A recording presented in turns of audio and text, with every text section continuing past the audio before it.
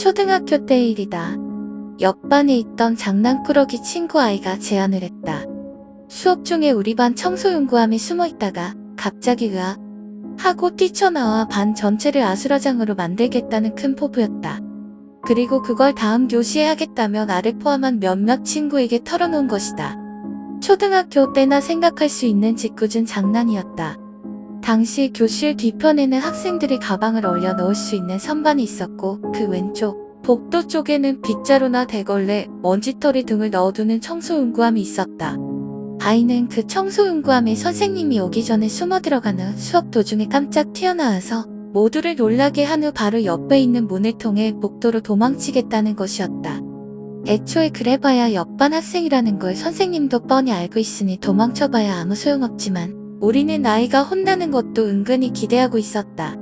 그럼 이 몸이 해보겠다 이거야. 묘하게 흥분한 채 아이는 스스로 철제 캐비넷 안에 들어가 안에서 문을 닫았다. 물론 중간에 튀어나와야 하니까 문은 잠그지 않았다. 잠시 뒤 선생님이 나타났고 평소처럼 수업이 진행되었다. 이쯤 되면 처음에 몇 사람한테만 말했다고 하더라도 반 전체의 소문이 다 퍼지고도 남는다. 다들 언제쯤 아이가 튀어나올 것인지 잔뜩 기대를 해서 관심이 집중되어 있었다. 가끔씩 뒤를 슬쩍슬쩍 돌아보기도 하고 종종 캐비넷에서 들려오는 덜그럭거리는 소리에 다들 소리를 죽여 킥킥 웃고 있었다. 그러나 수업 시간이 다 끝나가는데도 아이가 나올 기미가 보이지 않는다. 간간히 들려오던 덜그럭거리는 소리도 들리지 않는다. 우리는 아이가 선생님한테 혼나는 게 무서워 튀어나오는 것을 포기했다고 생각해 무척 실망했다. 혹시 자고 있는 것 아닐까? 아무리 바보라도 그렇게까지는 안 하겠지. 우리는 제멋대로 상상을 하면서 키득키득 웃었다. 그러는 사이 수업은 끝나고 선생님이 교실을 나갔다. 우리는 캐비넷 문을 열러갔다. 헤헤헤 하고 웃으며 멋쩍게 머리를 긁거나 안에서 쿨쿨 자고 있는 아이를 상상했지만 그저 당기기만 하면 열리는 문을 철컥하고 연 순간 우리가 본 것은 전혀 상상하지 못했던 것이었다. 으아. 목청이 터지도록 큰 소리로 절규하며 뛰쳐나온 반쯤 정신이 나간 듯한 아이의 모습이었다. 아이는 얼굴이 새빨개져서는 눈물, 콧물, 침을 질질 흘리고 있었고 옷에는 피가 배어 있었다. 야, 왜 그래? 무슨 일이야?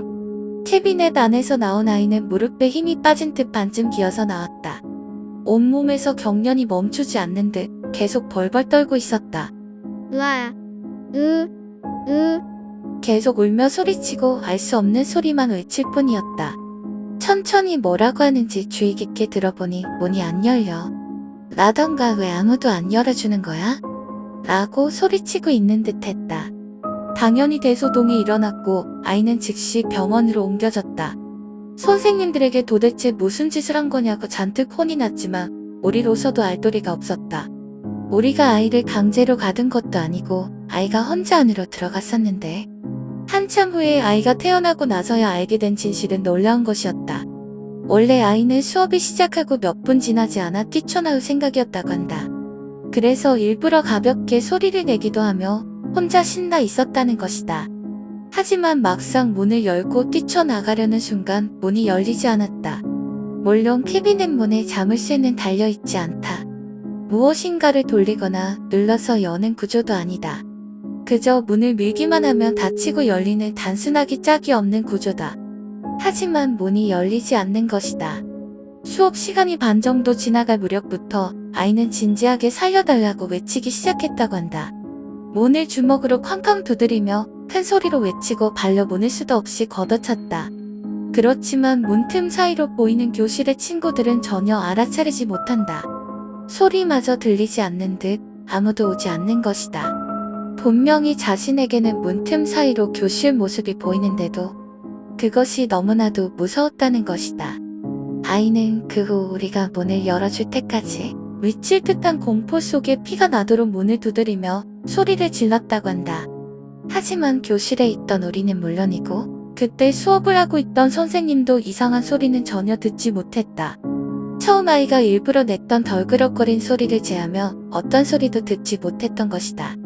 언제 아이가 튀어나올지 기대하면서 평상시보다 훨씬 더 교실 뒤쪽에 집중을 쏟고 있었는데도 말이다. 다행히 아이는 정신적 문제나 심한 상처 없이 가벼운 타박상만으로 끝났다. 그리고 아이가 멀쩡한 모습으로 증언을 해주었기에 우리가 집단 따돌림을 했다는 누명도 쓰지 않았다. 지금도 종종 초등학교 동창들을 만날 때면 이야기하게 되는 실제로 있었던 알 수 없는 사건이었다.